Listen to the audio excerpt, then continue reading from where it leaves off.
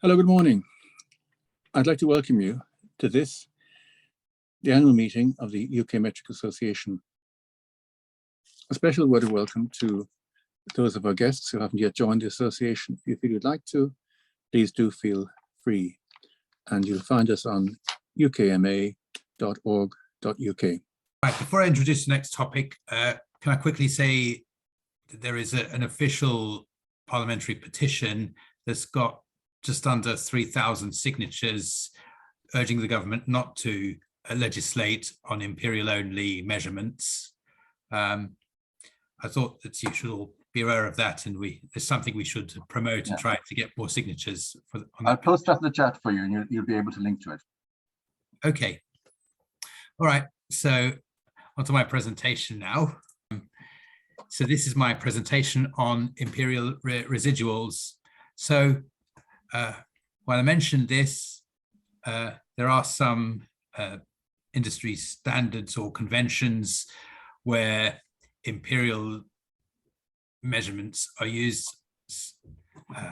such as, and these relate to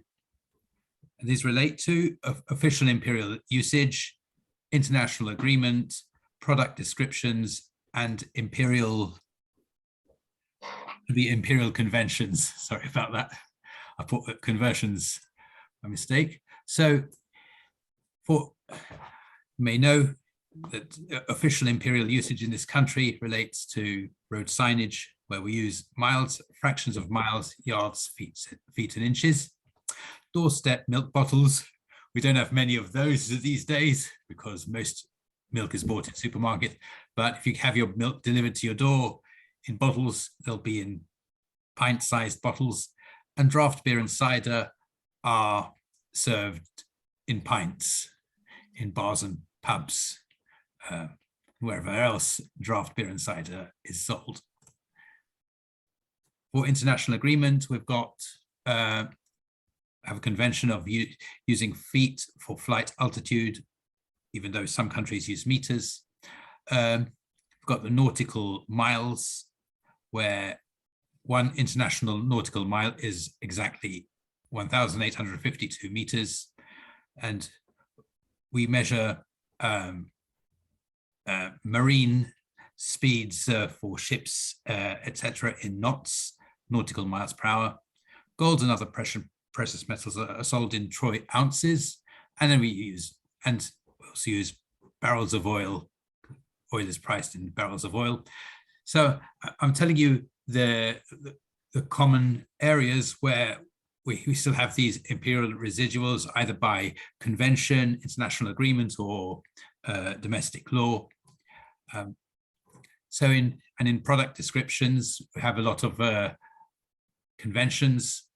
For example, inches for screen sizes, square feet and acres for property sales and lettings, feet and inches. Can you see my slides? Yes, can. Maybe I should start the slideshow. Maybe that's a bit better. And then, is that better? Okay. And then you've got feet and inches for Reuben garden dimensions. I've mentioned quite a few other areas of commerce where we tend to use imperial measures. For example, in clothing, trouser lengths. There's one, I think, yards and cubic yards for skip lengths and volumes. There's another one, dots per inch for screen resolution. TWIPs, where a TWIP is defined as 1 over 1,440th of an inch. Cubic feet for gas volumes, ounces for cup sizes, miles per gallon for fuel efficiency, and inches for wheel sizes. And finally, imperial conversion. Yes, this is, yeah, in imperial conversions. So the NHS uses metric units for body weight and height, but they tend to, medical practitioners are often asked to convert to imperial measures for the general public. And then same with babies weighed in kilograms. But reported in pounds and ounces, especially for famous births of famous babies like new royal baby. Weather forecasters often convert from Celsius to Fahrenheit. In kilometers used in foreign sources are often converted to miles for Britons. So there's widespread use of supplementary indications, especially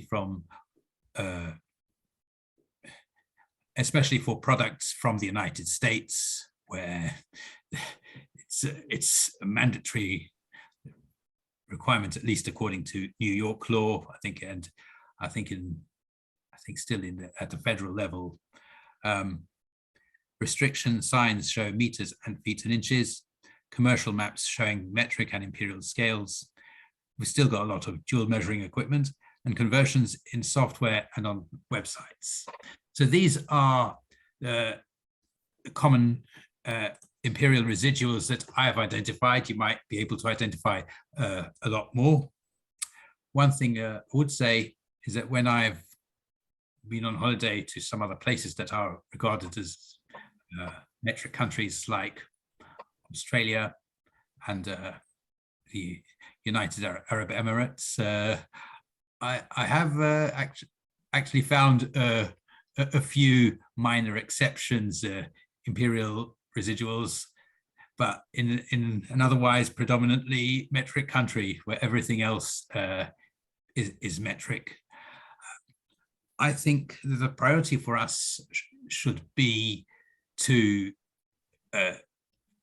campaign to get to metricate all the major areas of British life, and I think that would be things like road signs and product descriptions, in marketing, labeling, and advertising, and official use of metric units in legislation, especially in laws where imperial units are used in the wording of British laws. I think those are the things that we should concentrate on. I don't think we'll get everything to be metric, because there are some other countries that metricated long ago, and they have a few minor exceptions. So I think it's unlikely, for example, that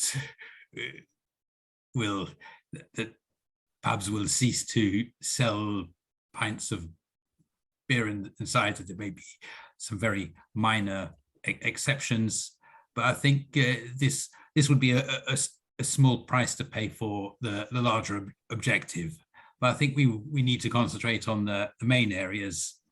So I think in Ireland they still sell beer in pints, even though they've gone metric for almost everything else